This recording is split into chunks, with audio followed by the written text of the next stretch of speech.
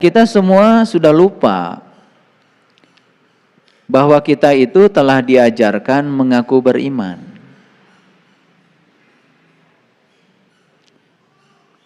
Saking lamanya mengulang-ulang pengakuan itu, tahu-tahu kita merasa seakan-akan kita sudah beriman.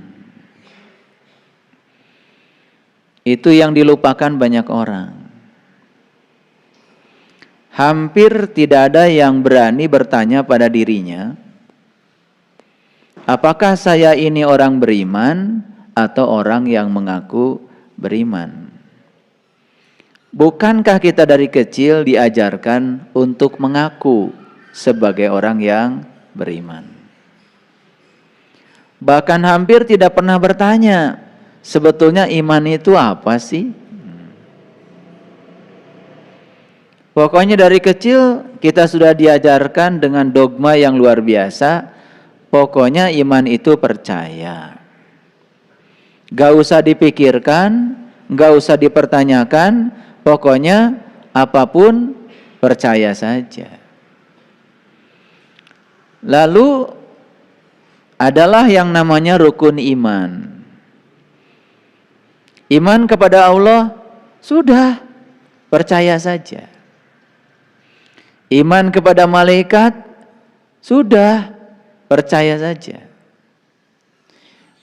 Iman kepada kitab jangan rewel, percaya saja. Iman kepada Rasul ya percaya saja. Iman kepada hari kiamat percaya saja. Iman kepada qada dan qadar percaya saja. Ketika ada daya kritis muncul dalam diri, mempertanyakan semuanya, mulai kita akan diasingkan oleh kehidupan. Padahal Rasul sendiri sudah mengatakan, agama itu akal. Dan tidak ada agamanya bagi yang tiada berakal. Bukankah keunggulan manusia itu karena akalnya? Dan ciri akal yang hidup, dia itu mempertanyakan. Lalu dibungkamlah kita oleh satu sistem pendidikan yang memandulkan daya kritis kita, sehingga kita tidak boleh bertanya tentang urusan itu. Ya sudah, yang penting kamu menjalankan semua ritual agama sebagaimana diajarkan oleh para leluhur. Ketika mempertanyakan sedikit saja, adakah di dalam Al-Quran sholat 5 waktu? Mempertanyakan yang begitu saja sudah dianggap aneh. Padahal kan itu pertanyaan yang sederhana saja. Saya disuruh menjalankan sholat 5 waktu. Kan setidak-tidaknya kita diyakinkan perintahnya di mana sih? Saya disuruh untuk sholat. Perintahnya di mana sih? Quran surat apa, ayat berapa? Apakah pertanyaan itu menjadi aneh? Itu kan sebetulnya pertanyaan wajar, sangat alamiah. Bukankah kita sering diajarkan bahwa pedoman hidup kita itu adalah Quran dan Sunnah? Ketika anak-anak kita mempertanyakan isi Al-Quran, isi Sunnah, dan kemudian mereka ingin mengerti secara kritis isinya, kenapa sih kita tidak memberikan keleluasaan untuk memberikan jawaban yang pasti kepada mereka?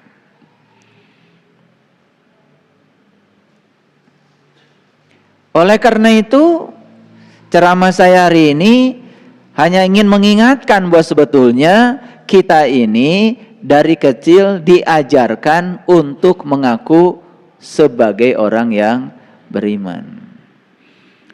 Hampir tidak diajarkan untuk menjadi orang yang beriman. Iman yang saya maksud sesuai dengan standar yang disampaikan Rasulullah. Al-iman tasdikun bil qalbi wa iqrarun bil lisan wal amalun bil arkan. Itu standar iman yang disampaikan Rasul. Iman adalah pembenaran oleh kolbu. Kalau kita kritis, setidaknya ada dua pertanyaan di situ. Apa sih pembenaran itu? Bagaimana terjadi pembenaran? Bagaimana bisa membenarkan? Prosesnya harus seperti apa? Pertanyaan yang kedua, kalau yang kritis, pasti bertanya juga, apa sih kolbu itu? Wajar nggak kalau kita mempertanyakan itu? Kan wajar kan? Kok kenapa hal yang semacam ini kemudian menjadi tidak diwajarkan?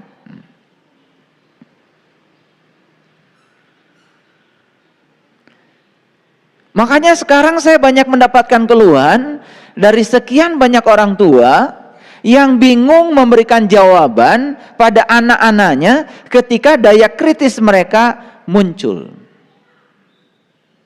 Di kajian yang lalu ada anak usia 8 tahun dikenalkan oleh orang tuanya ke sini, ke depan.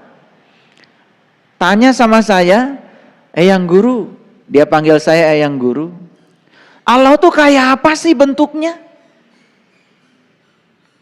Apa anak seperti ini harus dimarahi? Jangan tanya-tanya begitu." Sementara di dalam diri anak ini sedang berkecamuk, sedang melakukan proses pencarian jati diri. Sudah tumbuh tuh pertanyaan itu. Bahkan sekarang banyak sekali orang tua yang kewalahan ditanya oleh anak karena orang tuanya sendiri tidak pernah menyiapkan diri. Dia sendiri bingung dengan keimanannya. Lalu tidak bisa memberikan jawaban yang pasti ketika ditanya oleh anak-anaknya. Lalu dengan mudahnya orang tua menyerahkan anak-anaknya ke lingkungan pendidikan yang dia sendiri tidak tahu gurunya siapa, lulusan apa, karakternya seperti apa, kualitasnya seperti apa. Yang penting disebut saja guru apa. Guru matematika, guru fisika, guru IPS, guru agama, guru bahasa. Yang penting kita serahkan aja pada mereka. Kita tidak pernah tahu yang ngajarin anak kita tuh kualitasnya seperti apa. Karena kita semuanya awam. Dikiranya guru matematika itu ya, yang ngajarkan berhitung. Yang ngajarkan 1 tambah 1, 2 tambah 2, 3 tambah 3. Yang ngajarkan perkalian, kemudian perkaliannya dinalar supaya diingat oleh anak kita. Celaka kalau kita ngajarkan matematika oleh guru yang semacam itu. Logikanya tidak akan tumbuh. Makanya dalam sistem pembelajaran modern muncullah ya tempat-tempat yang mengembangkan potensi anak. Ada yang namanya kursus ini, kursus itu dari negara-negara yang maju. Bahkan sekarang ya, anak-anak SD ya, sudah belajar kalkulus ya. Menggunakan notasi-notasi kalkulus. Sigma, integral. Karena mereka memberikan dasar-dasar matematika yang benar. Saya mengajarkan mahasiswa ya, semester akhir, saya tanya, "Kenapa Anda pakai integral? Apa bedanya dengan sigma?" Nggak bisa. Karena nggak ngerti. Ketika ada angka-angka yang berupa deret, apa itu deret aritmatik, apa itu deret ukur, maka deret angka-angka itu bisa disingkat. Penulisan matematikanya dalam simbol tertentu. Tergantung yang dijumlahkan ini diskrit atau kontinu, karena dalam hidup ini yang ada adalah penjumlahan. Tetapi karena tidak dibangun dasar matematika yang benar, dan dianggap matematika itu berhitung, dianggap perkalian, berhitung perkalian nggak usah dihafal, udah ada kalkulator kok. Sekarang masih banyak guru-guru di SD ngajarkan perkalian pada anak coba. Dan dipaksa supaya hafal perkalian itu. Padahal nanti kalau dia kerja tidak akan ya tidak akan menggunakan itu, dia akan menggunakan kalkulator.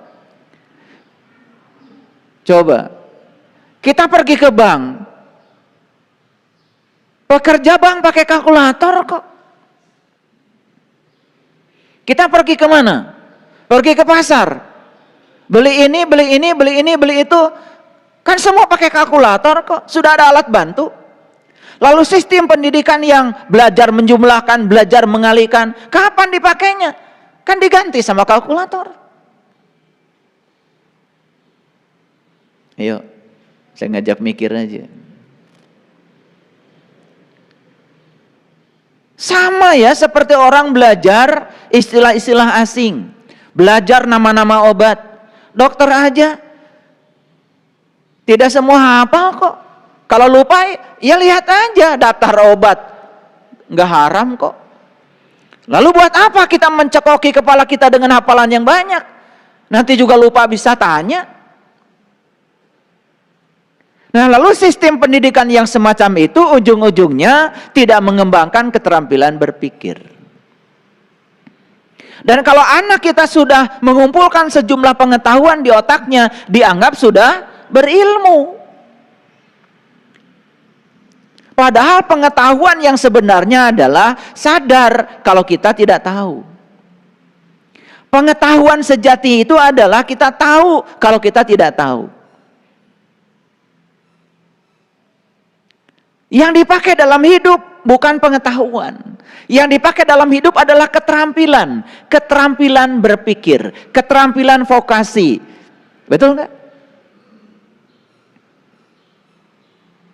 Mobil mogok, sudah hafal semua nama-nama onderdil. Di otak kita udah encer ya. Nama onderdil mobil hafal semua. Mobil mogok, nggak bisa dibantu dengan menggunakan pengetahuan tentang nama-nama onderdil yang dihafal di otak. Nggak bisa. Yang dibutuhkan di situ adalah keterampilan. Betul apa tidak? Sama dalam agama juga. Begitu banyak hafalan yang dicekokin pada anak-anak kita. Dan kalau sudah hafal ayat ini, surat ini, hadis ini, itu, ini, dianggap sudah beragama. Tidak, itu baru pengetahuan. Nah, kalau berbicara tentang iman, kan dua tadi. Ada satu pertanyaan. Kata Rasulullah, al-iman tasdikun bil qalbi. Iman itu pembenaran oleh kolbu. Itu saja, jangan banyak-banyak belajarnya. Daya kritis kita munculkan, apa sih pembenaran itu? Bagaimana prosesnya bisa membenarkan? Yang kedua, apa sih kolbu itu? Yang lucunya di Indonesia, kolbu disamakan dengan hati. Padahal itu dua entitas yang berbeda. Orang Arab di Mekah sana tidak kenal kolbu, mereka kenalnya kibdah. Segumpal daging di dada, itu namanya kibdah, kobid. Makanya hati unta, bahasa Arabnya kobidul jumal, kibdahul jumal, bukan kolbul jumal. Karena kolbu itu bahasa spiritual, kolbu itu adalah bahasa langit, kolbu itu bahasa Arab, bukan bahasa Arab. Oleh karena itu kalau ingin tahu apa itu kolbu, ya tanya referensi spiritual yang berbicara tentang kolbu. Allah sendiri sudah menjelaskan kok dalam hadis kursi. Langit dan bumi tidak akan cukup menampung zatku, tapi kolbunya orang yang beriman, itulah rumahku. Oh, ternyata kolbu itu adalah rumahnya Allah. Ternyata kolbu itu adalah Baitullah. Kan kalau orang yang kritis akan ngejar berikutnya. Kalau rumah, pasti ada pintunya dong. Kalau pintu, pasti ada kuncinya dong. Kalau rumah, pasti bisa dimasuki dong. Kalau masuk, saya dapat apa? Dijawab lagi di Quran. Inna awala baitin wudi'a linnas lalladzi bibakata mubarakah. Rumah pertama yang aku bangun untuk manusia adalah Bait al-Mubarakah. Rumah yang diberkahi, kata Allah. Fihi ayatum bayyinah, di dalamnya ada tanda-tanda aku, kata Allah. Jadi ciri rumahnya Allah itu di dalamnya adalah tanda-tanda Allah. Keren tuh di Quran. Maka Allah jamin, waman dakhalahu kana aminan. Siapa yang bisa memasuki bait itu, amanlah dia. Lalu berduyun-duyun orang pergi ke Mekah. Karena secara simbolik kita diajarkan yang namanya Baitullah ya Ka'bah. Apakah kita pergi ke Mekah masuk ke dalam Ka'bah? Kan tidak. Terus kalau masuk ke dalam Ka'bah, apakah kita akan melihat tanda-tanda Allah di sana? Kan belum tentu. Betul nggak? Nah, ini kita bicara tentang daya kritis. Saya bukan menafikan itu. Saya juga suka membimbing umroh. Saya juga suka muter-muter di sana. Sama 7 putaran kayak kalian. Tetapi diberi sedikit penjelasan saintifik. Kenapa 7 putaran sih? Kenapa mulainya dari Hajar Aswad? Apa sih Hajar Aswad itu? Kenapa lewat Multajam? Kenapa lewat pintu Ka'bah? Kenapa lewat Makom Ibrahim? Kenapa lewat Hijir Ismail? Kenapa lewat Rukun Yamani? Dan kenapa lingkaran bukan kotak?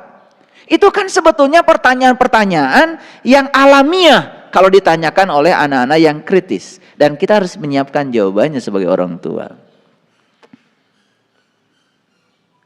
Itu sebabnya kenapa orang tua kita membuat tingkatan iman.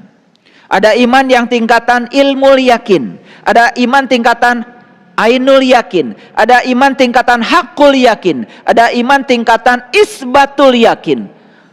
Kenapa sih orang tua capek-capek bikin tingkatan-tingkatan iman? Dan kalau rukun iman ada 6, setidaknya setiap tingkatan, setiap rukun itu ada 4 tingkatan. Kan setidak-tidaknya kita harus mengerti 6 kali 4 dong. Betul nggak? Jadi rukun iman yang sebenarnya sebutnya bukan 6. Ya 24. Karena masing-masing rukun punya 4 tingkatan. Sekarang iman kepada Allah. Berarti ada 4 tingkatan. Ada iman yang ilmu yakin. Ada iman yang ainul yakin. Ada iman yang hakul yakin. Ada iman yang isbatul yakin. Apa tidak pengen kita sampai di tingkatan yang paling tinggi dari iman? Apa tidak pengen gitu? Masa tidak pengen? Apa tidak pengen kita memiliki iman yang tingkatan yang paling tinggi sehingga kita kokoh? Isbat, isbat, isbat. Isbat jadi kata sabat, sabat jadi sabatu. Maka di Quran ada kata-kata, barang siapa yang melanggar hari sabatu, hari isbat, maka aku akan jadikan dia kera yang amat hina. Itu bahasa Quran itu. Al-Baqarah ayat 65. Lah, lalu apa hubungannya nih kok ada kera hina, kemudian ada hari isbat? Jadi hari isbat itu sebetulnya bukan hari agama tertentu. Isbat sendiri artinya adalah teguh, kokoh. Itu artinya isbat. Jadi isbatul yakin kan artinya adalah keyakinan yang kokoh. Nah, kenapa bisa kokoh keyakinannya? Bagaimana prosesnya mencapai keyakinan yang kokoh? Jadi sebetulnya yang melanggar kekokohan keyakinannya itu yang melanggar hari isbat. Maka aku akan jadikan dia kera yang hina. Apa sih bedanya kera dengan manusia? Kan cuma beda bulunya aja. Kera bulunya banyak, itu aja kok. Kita bulunya dikit, gitu aja. Lain-lainnya sama kok.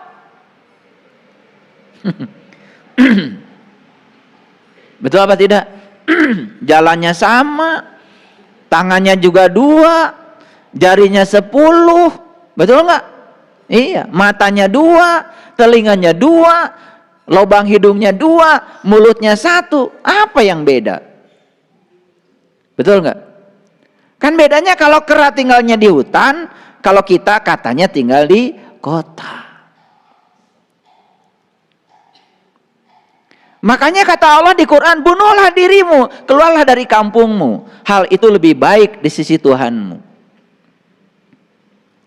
Di ayat lain Allah mengatakan, hendaklah kamu pergi ke kota dengan membawa uang perakmu. Berlakulah lemah lembut dan janganlah mengatakan halmu pada seorang jua pun. Keren itu.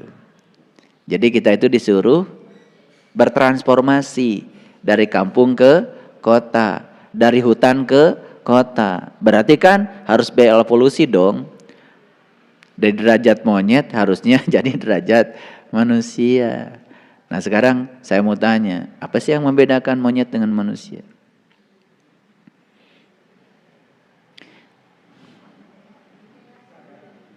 Apa? Kesadaran. Bagus. Tahu kesadaran itu apa? Ya kesadaran itu apapun yang dilakukan harus dengan sadar. Sadar sekarang sedang duduk. Sadar sedang melihat saya. Sadar sedang mendengar saya. Sadar sedang nulis. Sadar sekarang punya nafas. Sadar kalau nafas itu adalah sang hidup. Sadar kalau di balik nafas itu ada Allah. Sadar nggak? Iya.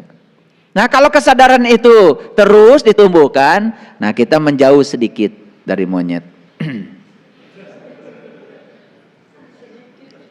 Ya menjauh sedikit kan, lumayan. Karena monyet itu nggak sadar kalau dia lagi duduk, nggak sadar kalau dia lagi manjat, nggak sadar kalau dia melihat. Nah sekarang dicek lagi, bener nggak kita sadar? Saya tanya sekarang, kenapa kalian bisa lihat saya? Kenapa? Nah, mulai bingung kan? Belum sadar. Nah dekat lagi dengan monyet. Monyet melihat nggak? Melihat. Kalian melihat saya nggak? Nah terus di mana? Katanya bedanya kesadarannya. Kenapa kalian bisa lihat saya? Karena punya mata. Monyet juga punya mata. Karena apa? Ya karena kita bernafas. Emang monyet tidak bernafas? Bernafas juga. Emang monyet nggak hidup? Lah kalau nggak hidup nggak bisa lihat. Makanya jawaban jangan ngasal. Kenapa Anda bisa melihat saya? Betul, karena Anda hidup. Cirinya hidup apa? Anda bernafas. Apa sih nafas itu? Ada daya dalam diri kita, yang daya itu membuat kita bisa melihat. Ada daya pada diri kita, yang daya itu membuat kita bisa mendengar. Ada daya pada diri kita yang membuat kita bisa merasa.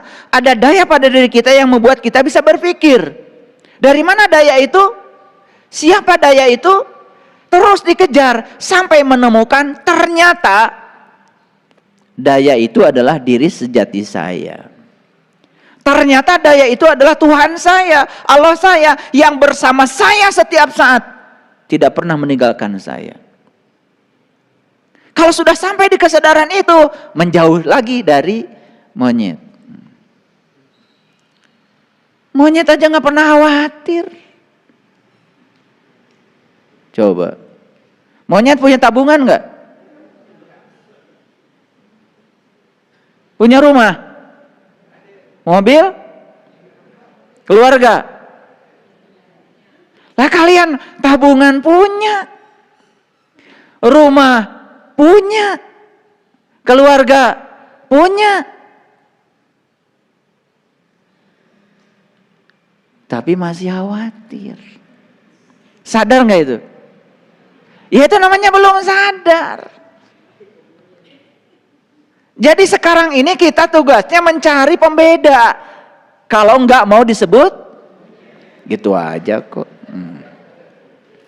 Tugas kalian itu adalah mencari pembeda. Kalau tidak mau disebut, lah bukan saya nyebut kok. Yang nyebut kalian kan. Itu bahasa Quran loh.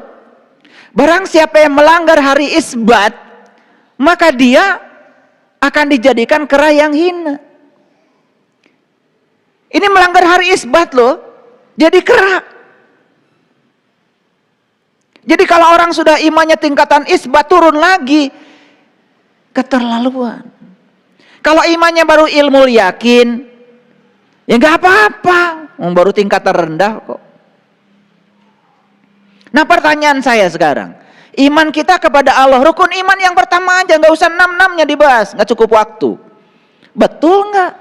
Sudah isbatul yakin. Atau baru ilmu yakin?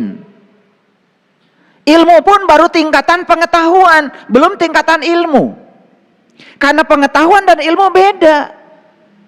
Pengetahuan yang sudah nyata jadi pengalaman, itu namanya ilmu. Nah yang dibicarakan di dalam tingkatan iman bukan pengetahuan yakin, tetapi ilmu yakin. Yakin karena ada ilmunya. Pertanyaan, udah punya emang ilmunya? Yang kedua ainul yakin. Yakin karena sudah melihat. Ain itu artinya mata. Jadi iman kepada Allah yang pertama ilmu yakin. Yakin kepada Allah karena apa? Karena ada ilmunya. Udah tahu ilmunya belum? Yang kedua iman kepada Allah ainul yakin. Yakin kepada Allah karena sudah menggunakan ain. Ain itu mata. Mata mana yang kau pakai untuk meyakinkan keyakinanmu pada Allah? Mata ini nggak mungkin. Mata ini cuma kornea mata. Mata ini cuma otot. Yang namanya materi ya cuma melihat materi.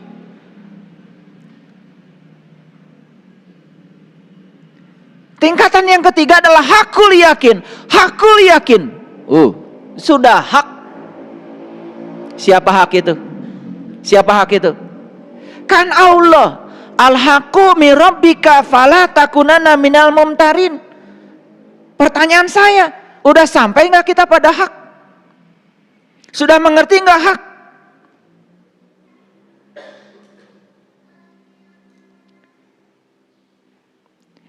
Kalau di pertanyaan seperti ini, dipertanyakan seperti ini, mulai gusar nggak kita? Gusar kan? Kenapa kalian nggak gusar? Nggak pernah nanya. Karena dengan mengaku diri sebagai orang beriman, merasa sudah cukup. Mari kita gugat dengan kesadaran kita. Karena kalau sekarang kita jadi orang sadar, di sini, saat ini, sekarang, maka semesta kehilangan satu orang bodoh. Semoga orang bodoh itu adalah kalian. Yang orang bodoh yang sudah nggak bodoh lagi, mantan. Nggak apa-apa mantan orang bodoh, mantan orang jahat, nggak apa-apa. Tentu saja prihatin kalau mantan orang baik.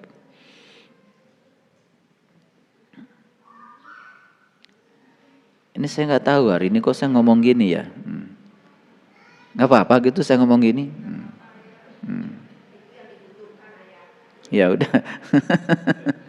Ya pakai ayat lah biar ngajinya keren. Baik. Mungkin yang saya sampaikan ini bukan hal baru. Tetapi saya akan masuk detil-detilnya, mempertanyakan semuanya, sehingga dalam diri kita timbul satu semangat untuk melakukan proses pencarian yang sebenarnya.